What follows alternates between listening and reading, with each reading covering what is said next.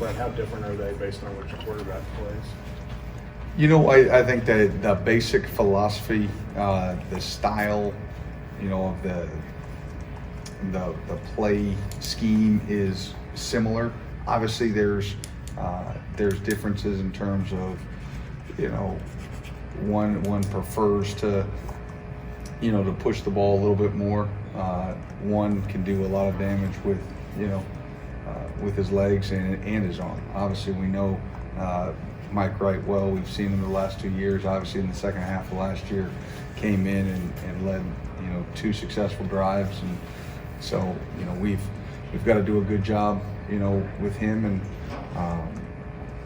you know, but he can still very much operate and function. And you saw it early in the season, you know, against Hawaii and Elon. You know how many points they were able to put up on the board. And you know, if he gets out in the open, you know, he can create explosive by himself. So obviously that piece of it, we've got to be really solid.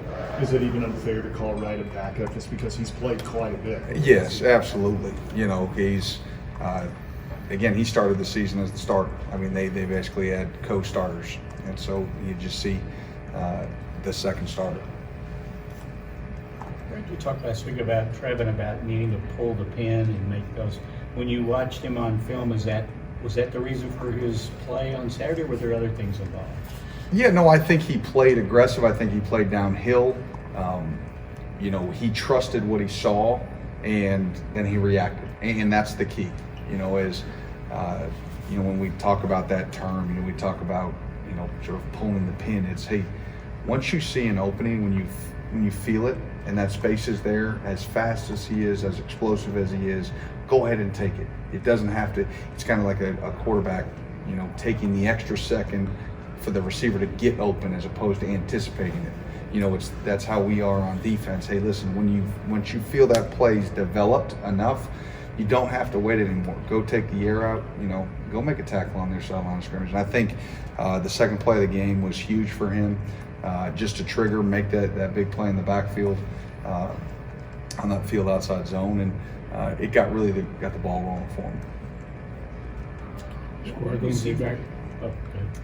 You know, that's a Coach Stoops question. You know, it's still, you know, he's progressing. What have you seen from Andrew Phillips the last few weeks? Andrew Phillips is, I think he's found a comfort level, a confidence in his play.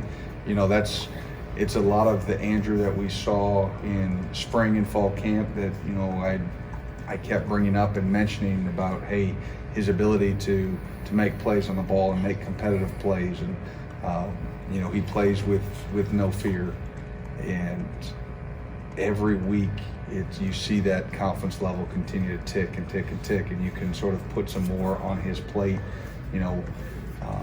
And I think that, you know, there's definitely a high ceiling for him, you know, in that nickel spot. You know, he can also play out there on the edge.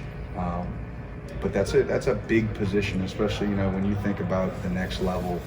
You know, those slot corners, you know, are in high value and high demand, because I mean, you think about who you have to match up in there, and the quickness, and your ability to have to both cover and tackle, insert in the run game, blitz, be a blitzer, and he's got a lot of those qualities. So really excited about how he's progressing, and there's still, you know, so much more that we can get.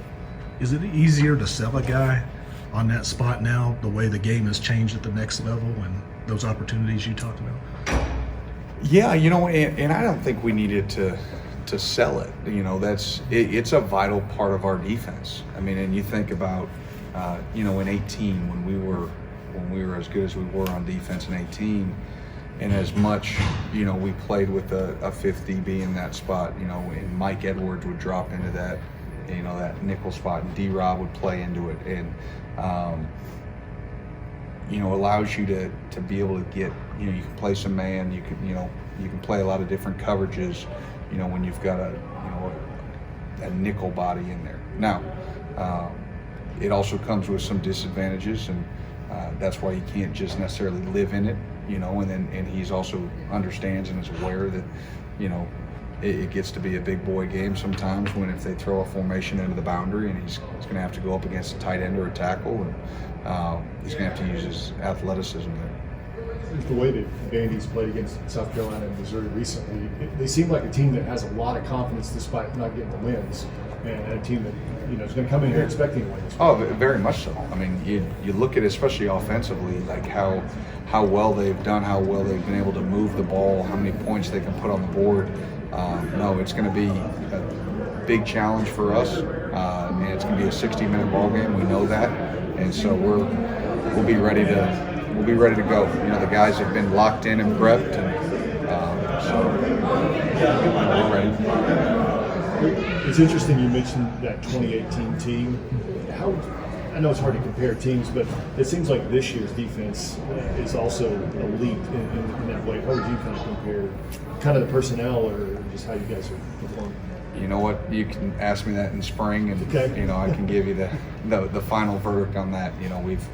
We've got several games left this season, and we've got to finish, and that's the thing that the 18 team did. They finished down the stretch, and we need to do the same thing. So that's to be determined.